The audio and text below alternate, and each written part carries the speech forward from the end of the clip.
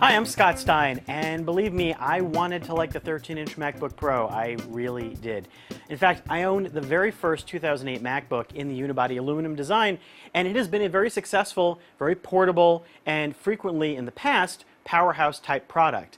Unfortunately, in the 2012 iterations, it's kind of the MacBook in the middle. We got that 15-inch Retina display MacBook Pro, you got the cool MacBook Air, and then you have this model. Now, at $1199, it's the same price as last year for the entry configuration, which gets you a new third-generation Core i5 processor, which is the Intel Ivy Bridge chipset. You also get a 500 gigabyte hard drive, 4 gigs of RAM. And you also get USB 3 ports as opposed to USB 2. What else do you get?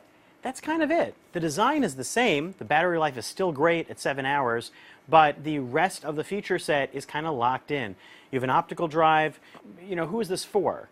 If it's for a pro user, well, the problem is that this 13-inch screen still has a 1280 by 800 display. That's kind of like a 1366 by 768 if it were a 16 by 9 screen. But hey, you've got a Retina display option now, or you've got higher res displays on other laptops. This is called a Pro. You're also lacking discrete graphics. Now, the new Intel HD 4000 graphics that are built in are better than last year's built-in graphics on the 13-inch Pro, so that's a plus. But you're not getting anything more powerful than that, and you don't have any sort of quad-core upgrade option. Basically, anything that would scream super-powered Pro is not in this model. Now, with the $1499 version, you can bump up to a slightly larger hard drive, more RAM, and a dual-core Core i7 processor, but the upgrade options after that are pretty limited. And for the same price, $1199, you can now get a 13-inch MacBook Air. Sure, that's got a lower capacity SSD drive. Sure, that doesn't have optical. And sure, it doesn't have as many ports or Ethernet, but it performed in our tests pretty equivalently, close enough that we call them about the same.